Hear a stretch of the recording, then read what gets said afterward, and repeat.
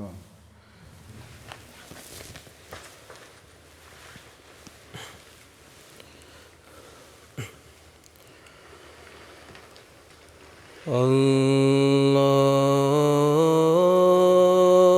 الله أكبر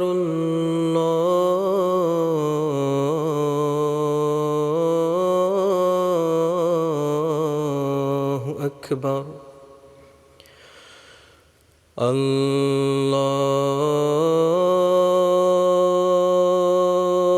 أكبر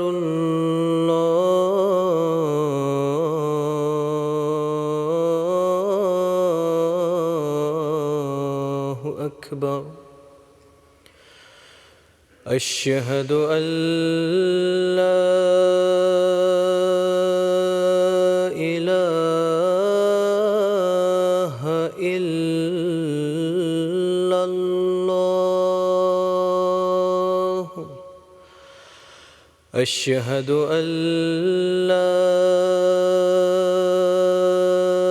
إله إلا الله.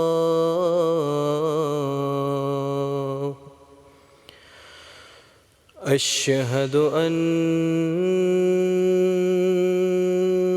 محمدًا رسول الله.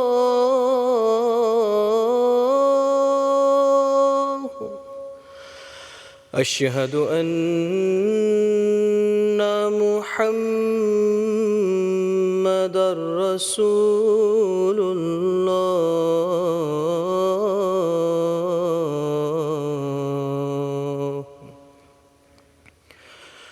حي على الصلاة.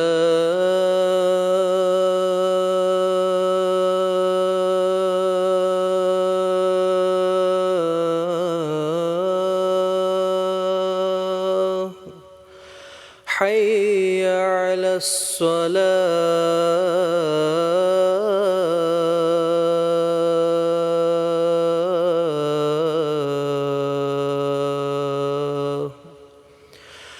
حي على الفلاح.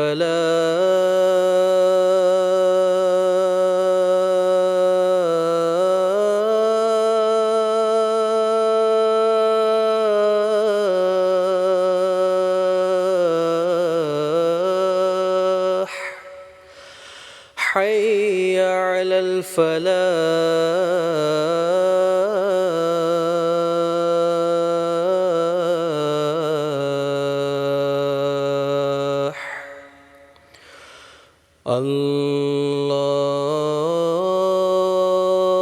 الله أكبر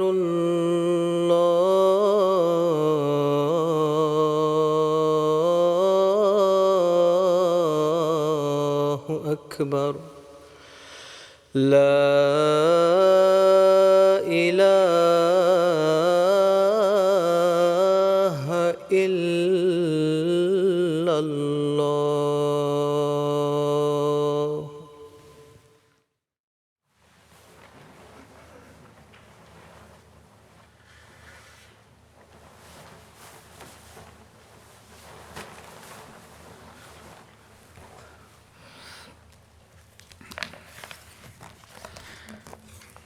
السلام علیکم ورحمۃ اللہ.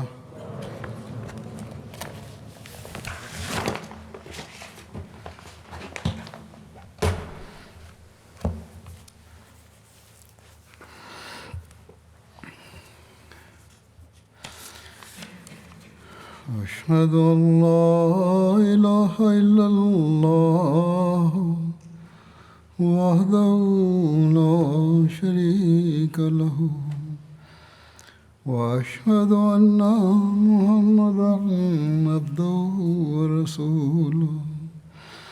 أما بعد فأعوذ بالله من الشيطان الرجيم. بسم الله الرحمن الرحيم. الحمد لله رب العالمين. الرحمن الرحيم. مالك يوم الدين إياك نعبد وإياك نستعين اهدنا الصراط المستقيم صراط الذين أنعمت عليهم غير المغضوب عليهم ولا الضالين.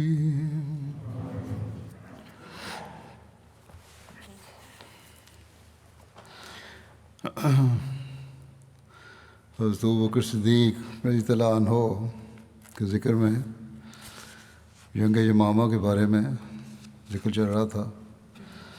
اس بارے میں مزید یوں بیان ہوا ہے. حضرت ابو سعید خدری بیان کرتے ہیں کہ میں نے عباد بن بشر کو کہتے ہوئے سنا کہ اے ابو سعید، جب ہم بزاخہ سے فارغ ہوئے تو اس رات میں نے رویا میں دیکھا کہ گویا آسمان کھولا گیا ہے، پھر مجھ پر بند کر دیا گیا ہے. اس سے مراد شہادت ہے. ابو سعید کہتے ہیں میں نے کہا انشاءاللہ جو بھی ہوگا بہتر ہوگا. وہ کہتے ہیں کہ یمامہ کے روز میں آپ کو دیکھ رہا تھا اور آپ انصار کو پکار رہے تھے اور کہہ رہے تھے کہ ہماری طرف آؤ. اس پر 400 آدمی واپس آئے. برا بن مالک اور ابو دجانہ اور عباد بن بشر ان میں آگے آگے تھے، یہاں تک کہ وہ سب باغ کے دروازے پر پہنچ گئے. میں نے عباد بن بشر کی شہادت کے بعد انہیں دیکھا کہ آپ کے چہرے پر بہت زیادہ تلوار کے نشان تھے. میں نے آپ کے جسم پر موجود ایک علامت سے پہچانا. پھر حضرت عمارہ کا ذکر آتا ہے. عمارہ جو تاریخ اسلام کی بہت بہادر خواتین میں سے ایک صحابیہ تھیں. ان کا نام نصیبہ بنت کعب تھا. یہ غزوہ احد میں بھی شریک ہوئیں اور نہایت پامردی سے لڑیں. جب تک مسلمان فتح یاب تھے وہ مشق میں پانی بھر بھر کر لوگوں کو پلا رہی تھیں، لیکن جب شکست ہوئی تو حضرت صلی اللہ علیہ وسلم کے پاس پہنچی اور سینہ سپر ہو گئیں. کفار جب آپ صلی اللہ علیہ وسلم کی طرف بڑھتے تو یہ تیر اور تلوار سے روکتی تھی. حضرت صلی اللہ علیہ وسلم نے بعد میں خود فرمایا کہ میں احد میں ان کو اپنے دائیں اور بائیں برابر لڑتے ہوئے دیکھتا تھا. ابن کمیہ جب حضرت صلی اللہ علیہ وسلم کے پاس پہنچ گیا تو عمارہ نے اس کو پڑھ کر روکا. چنانچہ اس کے وار سے حضرت عمارہ کے کندھے پر گہرا زخم آیا. انہوں نے بھی تلوار ماری لیکن وہ دوہری زرہ پہنے ہوئے تھا، اس لیے کارگر نہ ہوئی. بہرحال یہ عمارہ کا تاریخی مقام ہے. یہ بیان کرتی ہیں کہ ان کے بیٹے عبداللہ نے مسلمہ کذاب کو قتل کیا. حضرت عمارہ اس روز خود بھی جنگ یمامہ میں شامل تھیں اور اس میں ان کا ایک بازو کٹ گیا تھا.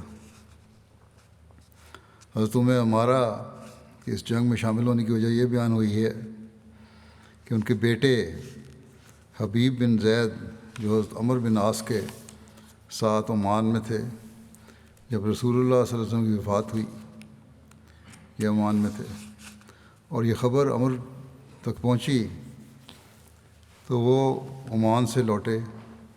راستے میں مسلمہ سے ان کا سامنا ہوا. حضرت عمر بن عاص آگے نکل گئے، حبیب بن زید اور عبداللہ بن زحاب پیچھے تھے.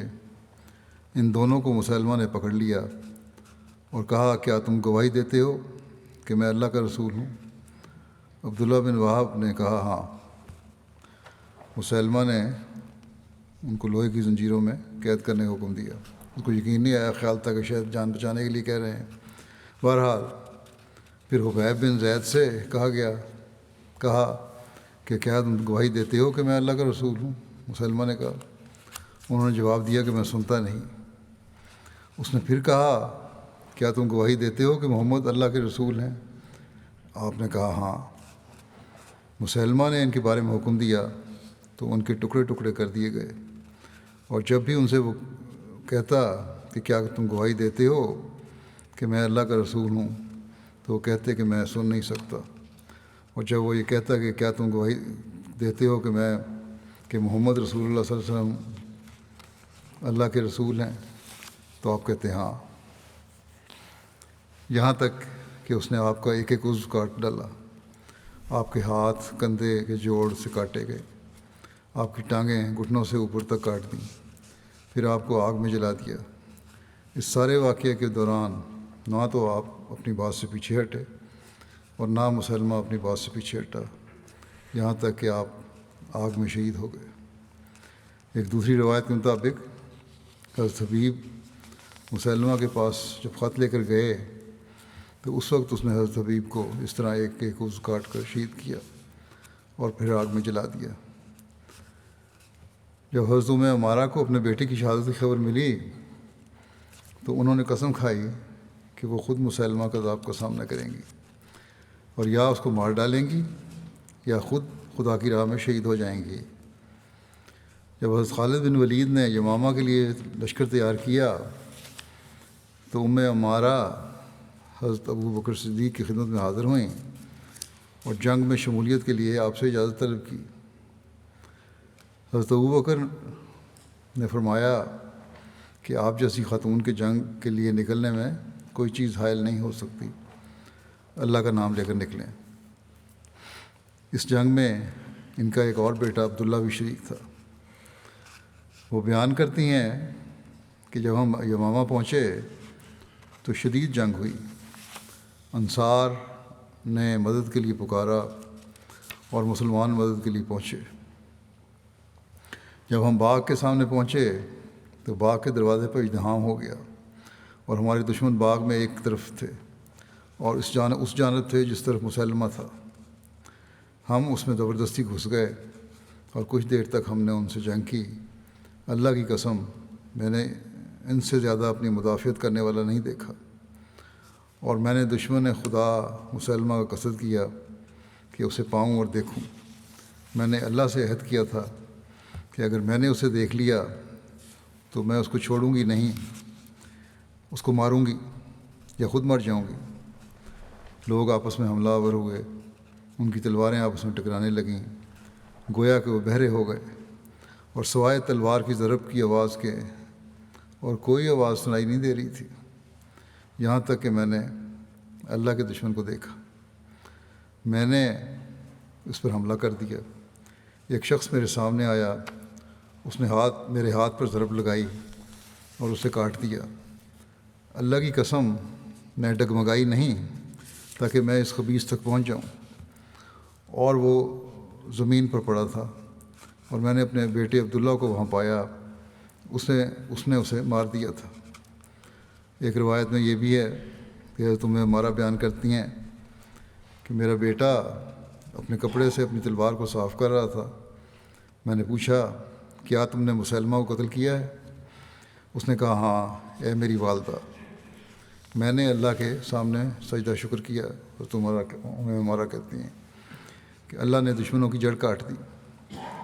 جب جنگ ختم ہو گئی اور میں اپنے گھر واپس لوٹی تو حضرت خالد بن ولید ایک عرب طبیب کو میرے پاس لے کر آئے۔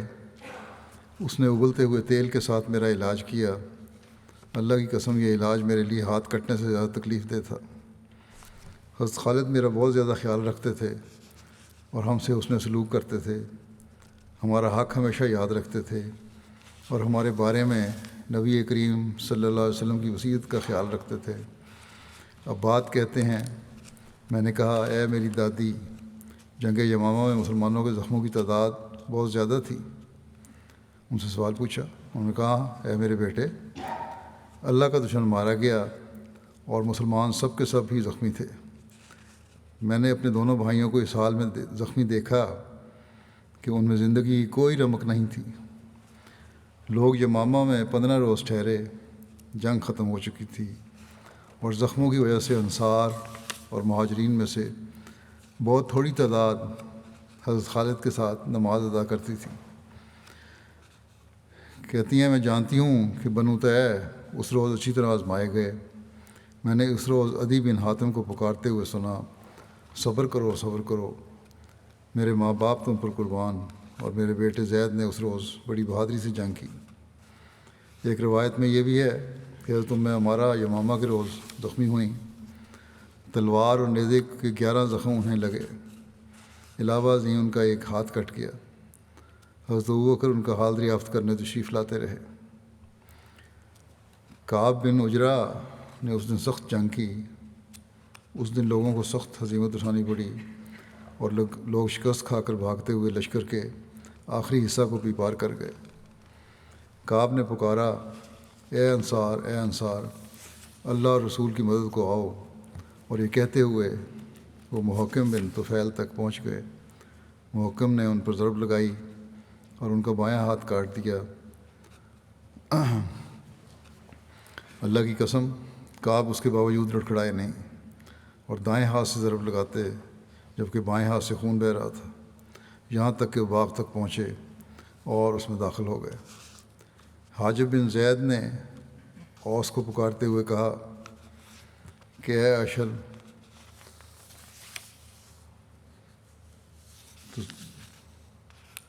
تو ثابت نے کہا کہو اے انصار، وہ ہمارا اور تمہارا لشکر ہیں۔ تو انہوں نے پکارا اے انصار اے انصار، یہاں تک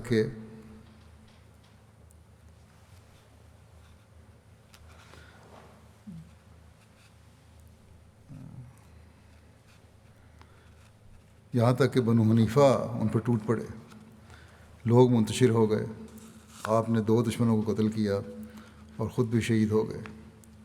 آپ کی جگہ عمیر بن اوس نے لی، ان پر بھی دشمنوں نے حملہ کر دیا اور وہ بھی شہید ہو گئے۔ پھر ابو عقیل کے بارے میں ہے کہ ابو عقیل انصار کے حلیف تھے۔ آپ یمامہ کے روز سب سے پہلے جنگ کے لیے نکلے۔ آپ کو ایک تیر لگا جو کندھے کو چیرتا ہوا دل تک پہنچ گیا۔ آپ نے اس تیر کو کھینچ کر باہر نکالا۔ آپ اس زخم سے کمزور ہو گئے۔ آپ نے مان بن عدی کو کہتے ہوئے سنا کہ اے انصار، دشمن پر حملے کے لیے لوٹو۔ عمر کہتے ہیں کہ ابو عقیل اپنے لوگوں کی طرف جانے کے لیے اٹھے۔ میں نے پوچھا، ابو عقیل آپ کا کیا ارادہ ہے؟ آپ میں جنگ کی اب ہمت نہیں ہے، بہت کمزور ہو گئے ہیں۔ انہوں نے جواب دیا کہ پکارنے والے نے میرا نام پکار کر آواز لگائی ہے۔ میں نے کہا انہوں نے تو صرف انصار کا نام لیا ہے اور ان کی مراد زخمیوں سے نہیں تھی۔ ابو عقیل نے جواب دیا کہ میں انصار میں سے ہوں اور میں ضرور جواب دوں گا، خواہ دوسرے کمزوری دکھائیں۔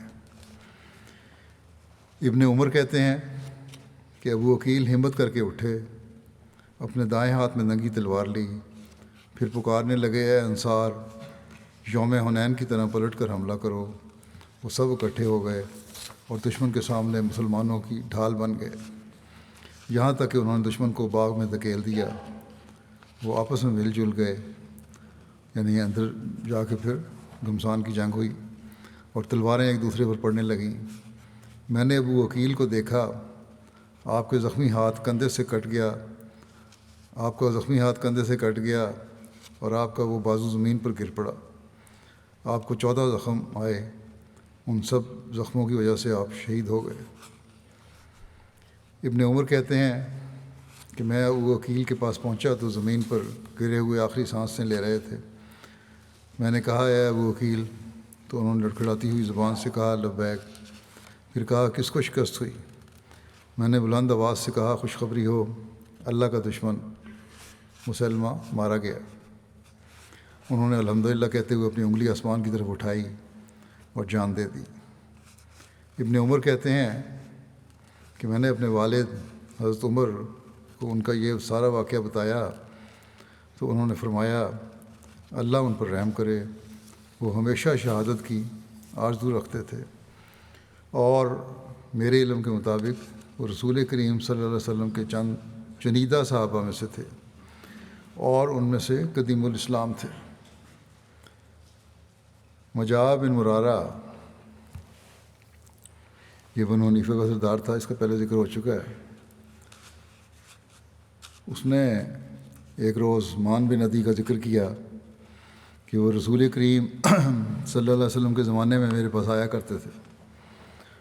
اس دوستی کی وجہ سے جو میرے اور اس کے درمیان قدیم سے تھی۔ مجاع کہتے ہیں کہ جب وہ حضرت ابوبکر کے پاس جنگ یمامہ کے ختم ہونے کے بعد وفد میں آئے تو حضرت ابوبکر ایک روز شہداء کی قبروں کی زیارت کے لیے اپنے ساتھیوں کے ساتھ جا رہے تھے۔ میں بھی ان کے ساتھ تھا، ساتھ نکلا، یہاں تک کہ حضرت ابوبکر اور آپ کے ساتھی 70 صحابہ کی قبروں پر گئے۔ میں نے عرض کیا، اے خلیفہ رسول، میں نے جنگ یمامہ میں شامل ہونے والے اصحاب سے زیادہ کسی کو تلواروں کے واروں کے سامنے ثابت قدم رہنے والا نہیں دیکھا، اور نہ ان سے زیادہ شدت سے حملہ کرنے والا دیکھا۔ میں نے ان میں ایک شخص کو دیکھا، اللہ ان پر رحم کرے، میری ان کی دوستی تھی۔ حضرت ابوبکر نے فرمایا، پہچان گیا کہ مان بن عدی؟ میں نے عرض کیا ہاں، اور حضرت ابوبکر میری اور ان کی دوستی کو جانتے تھے۔ آپ نے فرمایا، اللہ ان پر رحم کرے، تم نے ایک صالح شخص کا ذکر کیا ہے۔ میں نے کہا، اے خلیفہ رسول، گویا میں اب بھی چشم تصور میں انہیں دیکھ رہا ہوں، اور میں خالد بن ولید کے خیمے میں بندھا ہوا تھا۔ مسلمانوں کے قدم اکھڑ گئے، اور اس شدت سے قدم اکھڑے کہ میں نے سمجھا کہ اب ان کے قدم دوبارہ جم نہیں سکیں گے، اور مجھے یہ ناگوار لگا۔ حضرت ابوبکر نے فرمایا، بخدا واقعی تمہیں ناگوار گزرا تھا، کیونکہ یہ مرتد ہو گیا تھا اور اسی لیے قید کیا گیا تھا۔ بہرحال کہتے ہیں، میں نے کہا کہ اللہ کی قسم مجھے یہ ناگوار گزرا۔ حضرت ابوبکر نے فرمایا کہ اس پر میں اللہ کی حمد کرتا ہوں۔ مجاع کہتے ہیں، میں نے مان بن عدی کو دیکھا، وہ سر پر سرخ کپڑا پہنے ہوئے پلٹ کر حملہ کر رہے تھے، تلوار کندھے پر رکھی ہوئی تھی اور اسے خون ٹپک رہا تھا۔ وہ پکار رہے تھے، اے انصار، پوری قوت سے حملہ کرو۔ مجاع کہتے ہیں کہ انصار نے پلٹ کر حملہ کیا، اور اتنا شدید حملہ تھا کہ انہوں نے دشمن کے قدم اکھاڑ دیے۔ میں خالد بن ولید کے ساتھ چکر لگا رہا تھا۔ میں بنو حنیفہ کے مقتولین کو پہچانتا تھا، میں انصار کو بھی دیکھ رہا تھا، وہ شہید ہو کر گرے ہوئے تھے۔ حضرت ابوبکر یہ سن کر رو پڑے، یہاں تک کہ آپ کی ریش مبارک آنسوؤں سے تر ہو گئی۔ ابو سعید خدری سے روایت ہے کہ جب ظہر کا وقت آیا تو میں باغ میں داخل ہوا اور شدید جنگ ہو رہی تھی۔ حضرت خالد بن ولید نے مؤذن کو حکم دیا، اس نے باغ کی دیوار پر ظہر کی اذان دی۔ لوگ لڑائی کی وجہ سے مضطرب تھے، یہاں تک کہ عصر کے بعد جنگ ختم ہو گئی تو حضرت خالد نے ہمیں ظہر اور عصر کی نماز پڑھائی۔ پھر آپ نے پانی پلانے والوں کو مقتولین کی طرف روانہ کیا۔ میں ان کے ساتھ چکر لگانے لگا۔ میں ابو عقیل کے پاس سے گزرا، انہیں 15 زخم آئے تھے۔ انہوں نے مجھ سے پانی مانگا، میں نے انہیں پانی پلایا تو ان کے تمام زخموں سے پانی بہہ نکلا اور وہ شہید ہو گئے۔ میں بشر بن عبداللہ کے پاس سے گزرا، وہ اپنی جگہ پر بیٹھے ہوئے تھے۔ انہوں نے مجھ سے پانی مانگا، میں نے انہیں پانی پلایا، وہ بھی شہید ہو گئے۔ محمود بن لبید سے روایت ہے کہ جب حضرت خالد نے اہل یمامہ کو قتل کیا تو مسلمان بھی اس جنگ میں بڑی تعداد میں شہید ہوئے، یہاں تک کہ اکثر صحابہ رسول شہید ہو گئے، اور مسلمانوں میں سے جو زندہ بچ گئے تھے ان میں بہت زیادہ زخمی تھے۔ جب حضرت خالد کو مسلمہ کے قتل کی خبر دی گئی تو وہ مجاع کو بیڑیوں میں جکڑ کر ساتھ لائے تاکہ مسلمہ کی شناخت کروائیں۔ وہ لاشوں میں اسے دیکھتا رہا مگر وہاں مسلمہ نہ ملا۔ پھر وہ باغ میں داخل ہوا تو ایک پستہ کا زرد رنگ چپٹی ناک والے آدمی کی لاش نظر آئی تو مجاع نے کہا، یہ مسلمہ ہے جس سے تم فراغت حاصل کر چکے ہو۔ اس پر حضرت خالد نے کہا، یہ ہے وہ آدمی جس نے تمہارے ساتھ یہ سب کچھ کیا ہے۔ مجاع کیونکہ قید تھا، بنو حنیفہ کا نمائندہ تھا، سردار تھا، اس لیے ان کو بچانا بھی چاہتا تھا. وہ تو مرد تو اکثر مر چکے تھے، لیکن اس نے ایک چال چلی. باقی جو لوگ تھے قلعے میں بند، ان کو بچانے کے لیے اس نے فریب کیا اور حضرت خالد بن ولید سے ایک صلح کا معاہدہ کیا.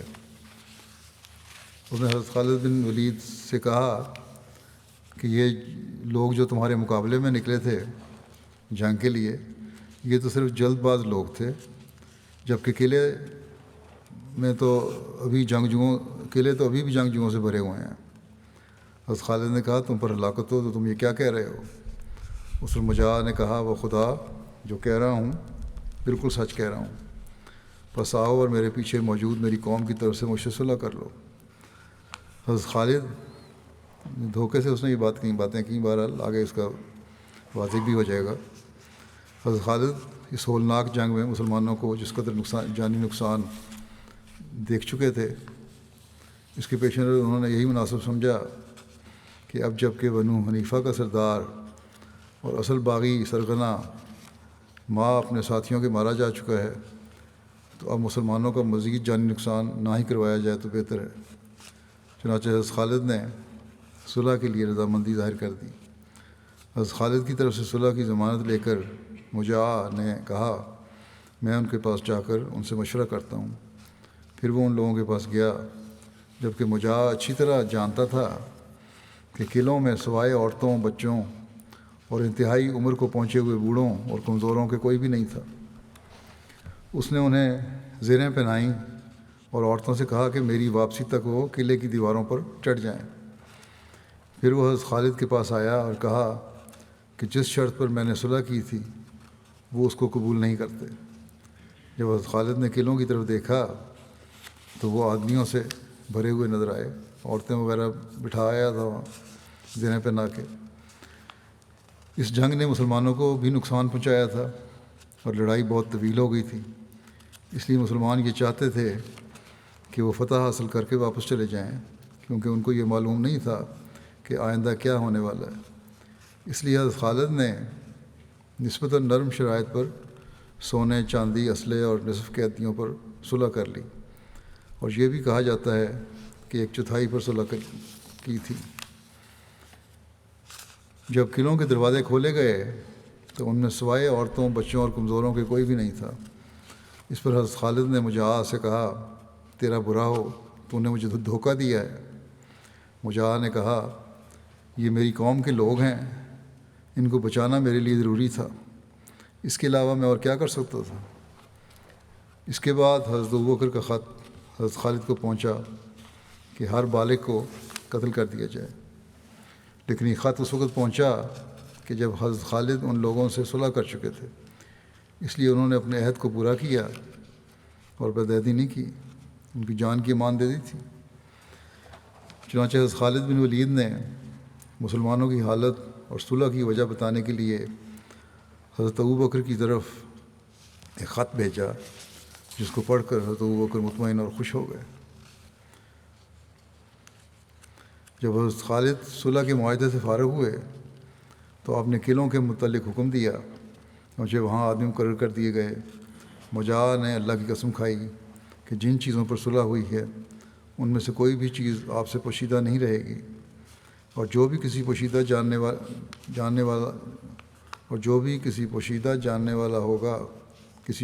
چیز کو جاننے والا ہوگا اس کی خبر خالد تک پہنچائی جائے گی. پھر قلعے کھول دیے گئے. بہت زیادہ اسلحہ برآمد ہوا جسے خالد نے علیحدہ اکٹھا کر لیا، اور ان قلعوں میں سے جو دینار اور درہم ملے انہیں بھی الگ جمع کر لیا گیا اور ان کی زرہیں جمع کی گئیں. پھر قیدی باہر نکالے گئے اور ان کو 2 حصوں میں تقسیم کیا گیا.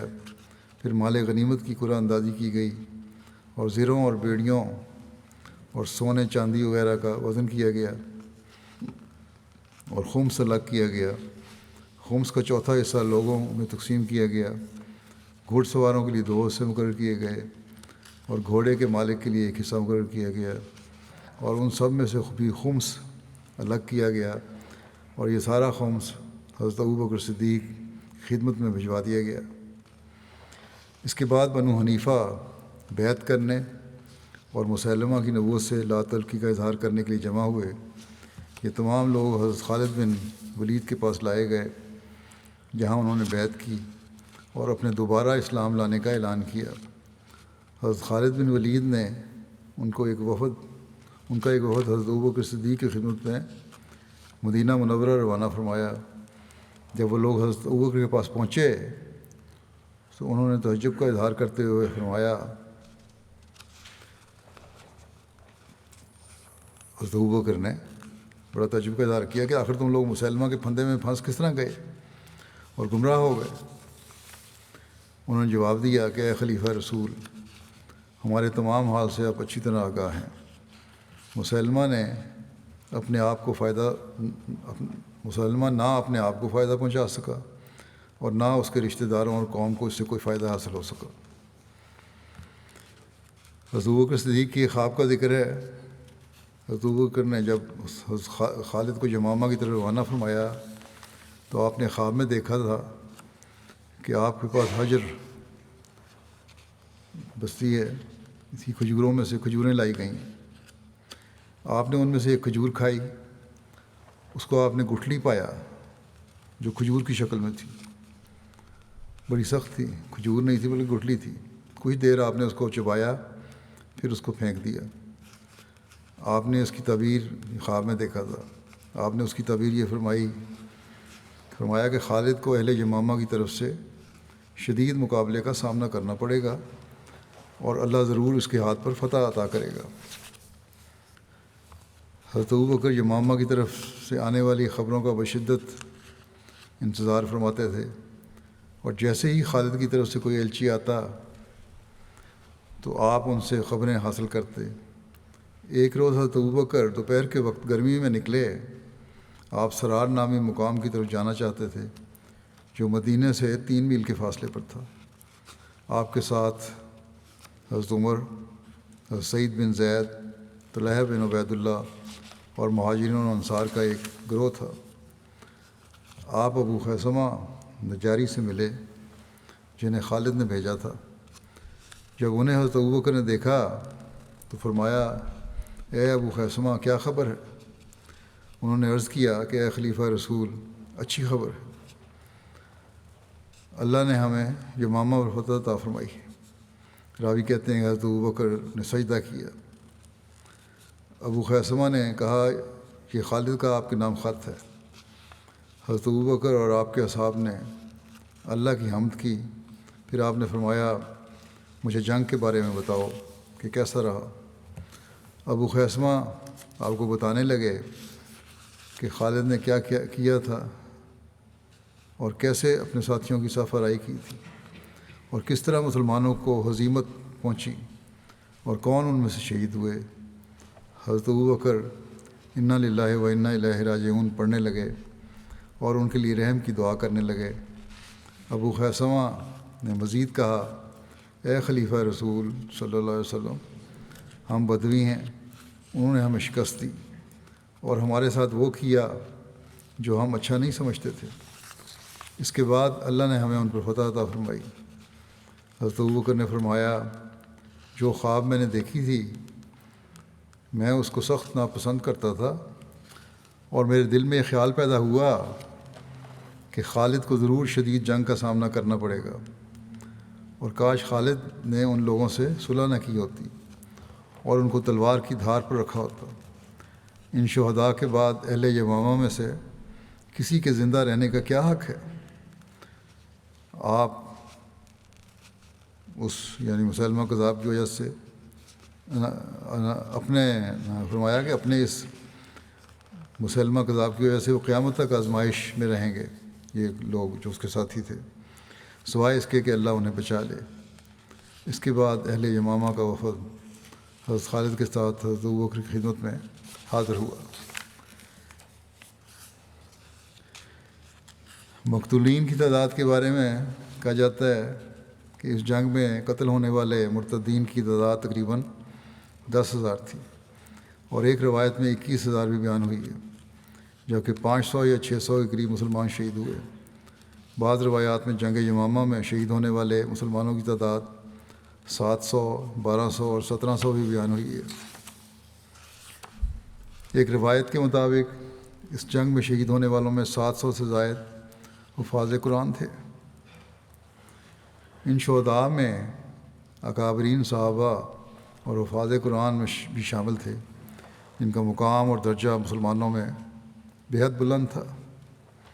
ان کی شہادت ایک بہت بڑا ثانیہ تھا، لیکن ان حفاظ قرآن کی شہادت ہی بعد میں جمع قرآن کا باعث بنی۔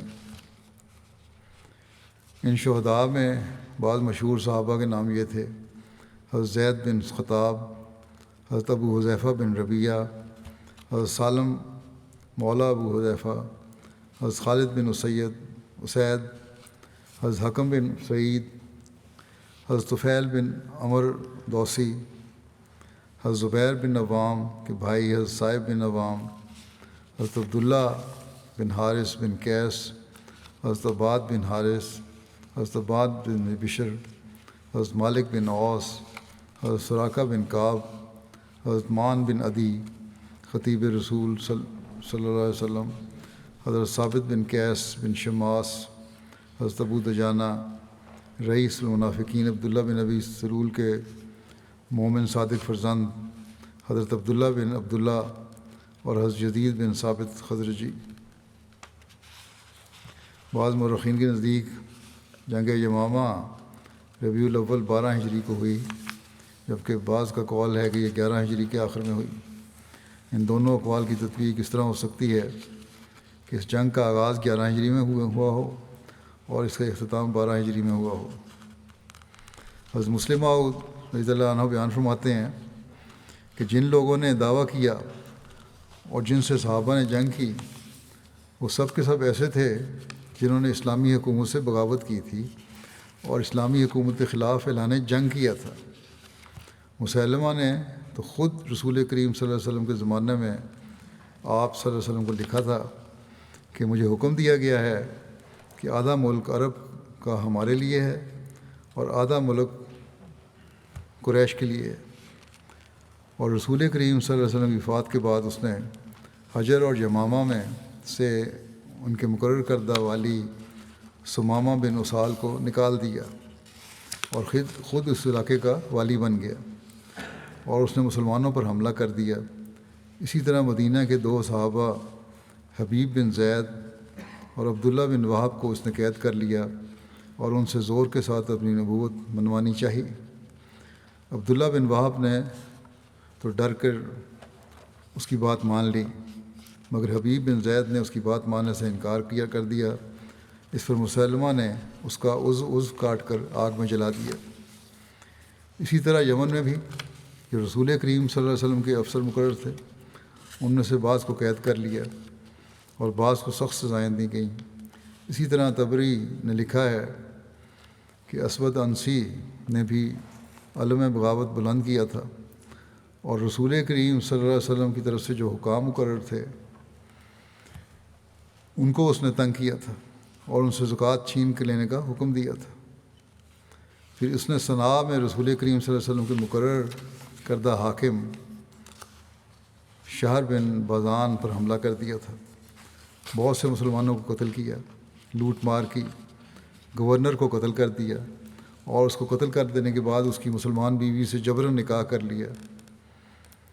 بنو نجران نے بھی بغاوت کی اور وہ بھی اسود انسی کے ساتھ مل گئے اور انہوں نے 2 صحابہ عمر بن حزم اور خالد بن سعید کو علاقے سے نکال دیا۔ ان واقعات سے ظاہر ہے کہ مدعیان نبوت کا مقابلہ اس وجہ سے نہیں کیا گیا تھا کہ وہ رسول کریم صلی اللہ علیہ وسلم کی امت میں سے نبی ہونے کے دعوے دار تھے اور رسول کریم صلی اللہ علیہ وسلم کے دین کی اشاعت کے مدعی تھے، بلکہ صحابہ نے ان سے اس لیے جنگ کی تھی کہ وہ شریعت اسلامیہ کو منسوخ کر کے اپنے قانون جاری کرتے تھے اور اپنے اپنے علاقے کی حکومت کے دعوے دار تھے، اور صرف علاقے کی حکومت کے دعوے دار ہی نہیں تھے بلکہ انہوں نے صحابہ کو قتل کیا، اسلامی ملکوں پر چڑھائیاں کیں، قائم شدہ حکومت کے خلاف بغاوت کی اور اپنی آزادی کا اعلان کیا۔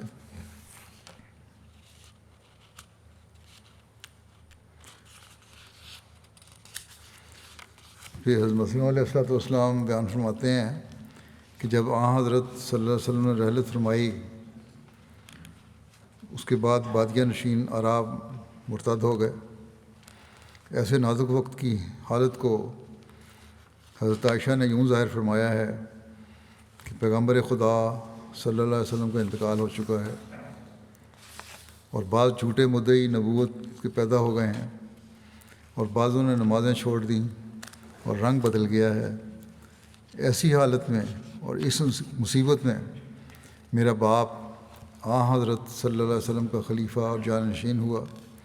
میرے باپ پر ایسے ایسے غم آئے کہ اگر پہاڑ پر آتے تو وہ بھی نابود ہو جاتے۔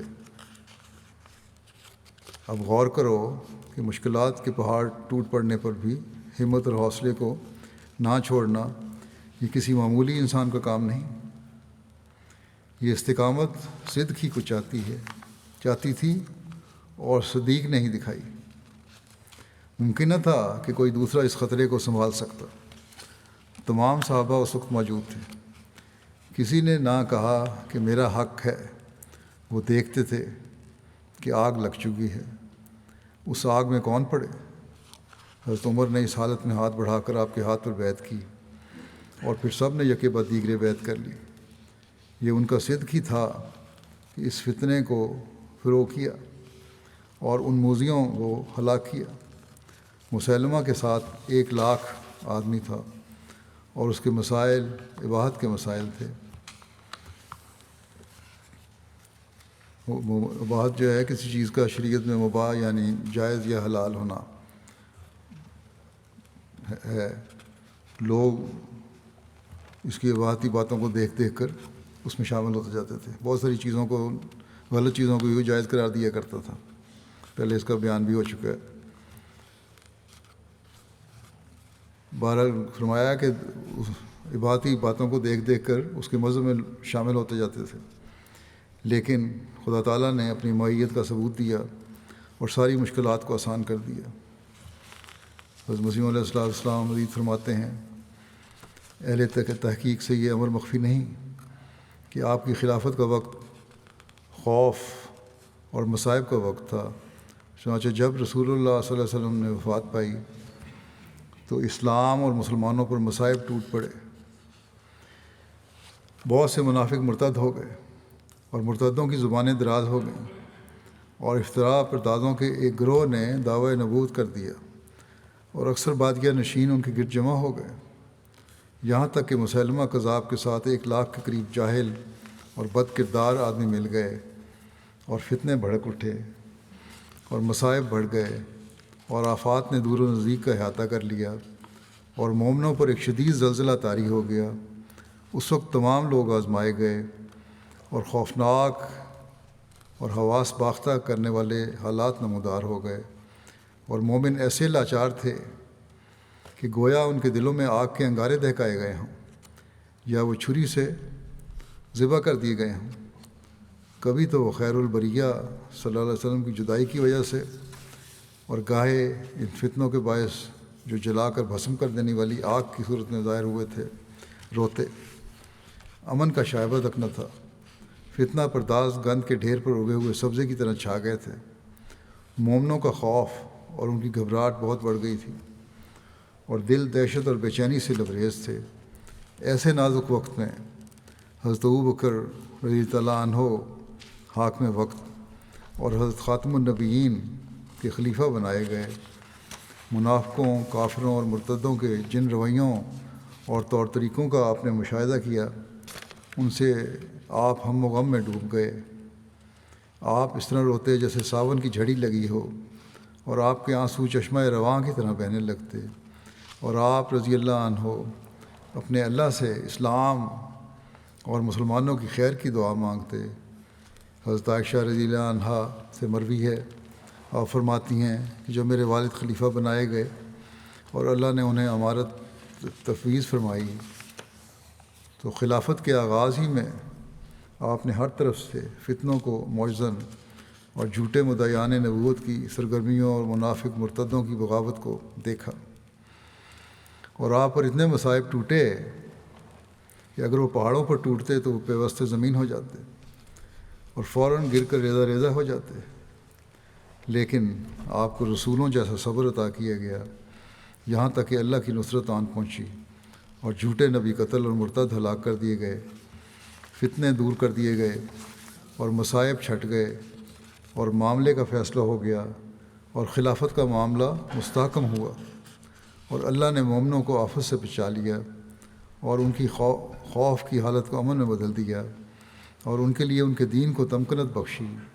اور ایک جہان کو حق پر قائم کر دیا اور مفسدوں کے چہرے کالے کر دیے اور اپنا وعدہ پورا کیا اور اپنے بندے حضرت ابوبکر صدیق کی نصرت فرمائی اور سرکش سرداروں اور بتوں کو تباہ و برباد کر دیا اور کفار کے دلوں میں ایسا رعب ڈال دیا کہ وہ بسپاہ ہو گئے، اور آخر انہوں نے رجوع کر کے توبہ کی، اور یہی خدائے قہار کا وعدہ تھا اور وہ سب صادقوں سے بڑھ کر صادق ہے۔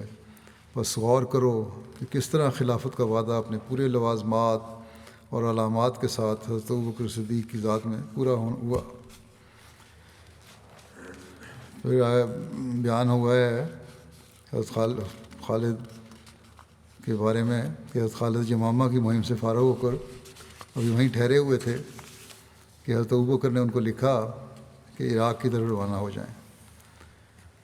ایک روایت میں آتا ہے کہ حضرت علاء بن حضرمی نے حضرت ابوبکر سے کمک مانگی، آپ نے خالد بن ولید کو لکھا اور یہ حکم دیا کہ یمامہ سے علاء کے پاس باعجلت روانہ ہو جاؤ اور ان کی مدد کرو، اور وہ ان کی مدد کے پاس پہنچے، حتم کو قتل کیا، پھر ان کے ساتھ مل کر خود کا محاصرہ کیا۔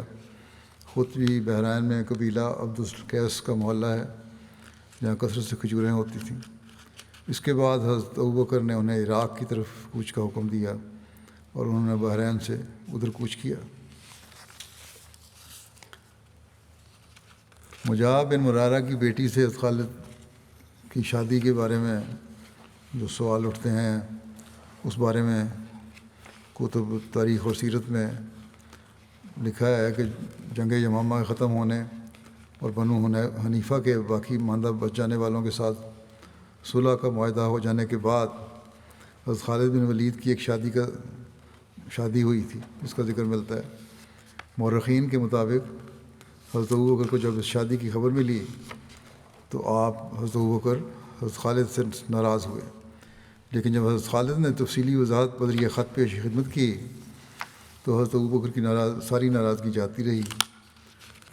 اس کی تفصیلات کے مطابق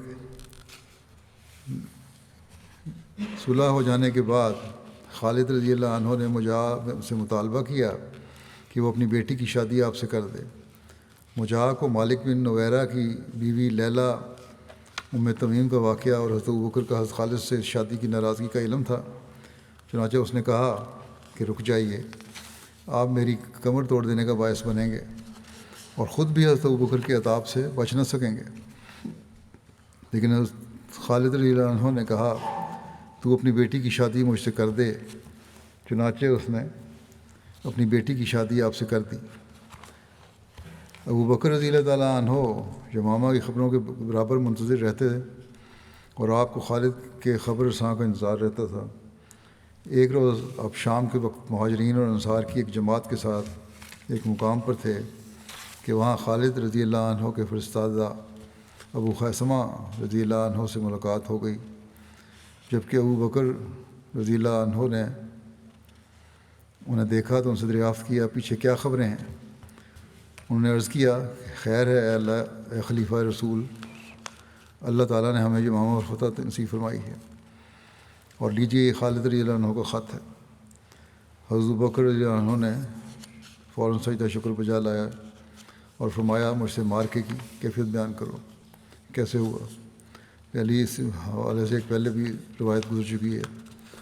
بہرحال ابو خیثمہ نے مارکہ کی تفصیل بیان کرتے ہوئے بتایا کہ خالد رضی اللہ عنہ نے کیا کیا، کس طرح فوج کی صف بندی کی، کون کون سے صحابہ شہید ہوئے اور کس طرح ہمیں دشمن کی رسوائی کا سامنا کرنا پڑا، اور انہوں نے ہمیں ایسی چیزوں کا عادی بنا دیا جس سے ہم اچھی طرح نہیں جانتے تھے۔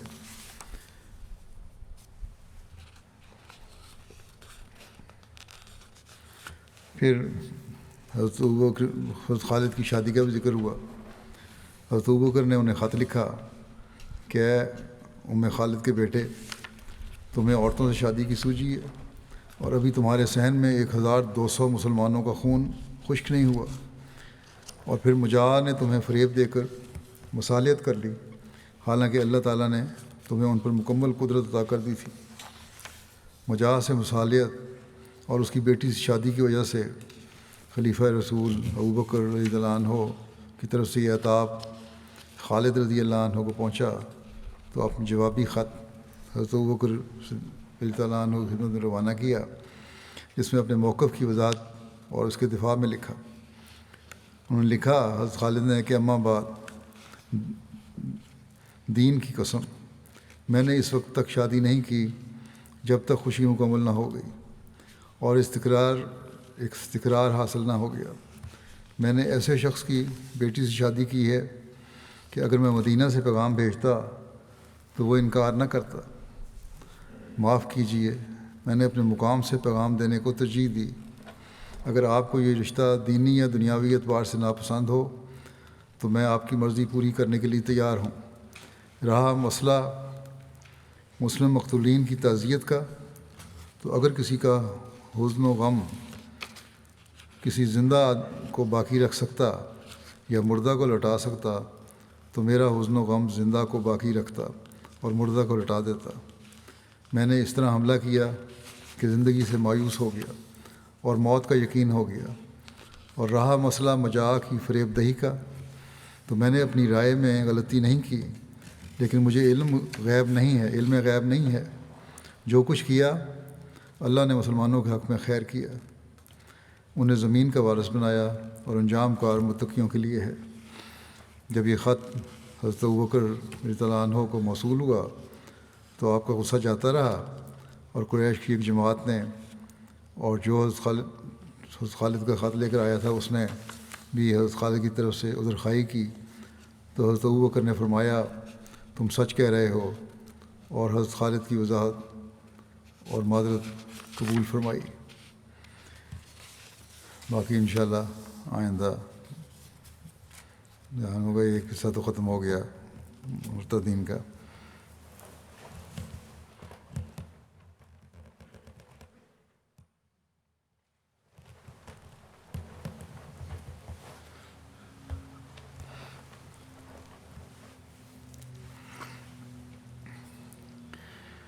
الحمد لله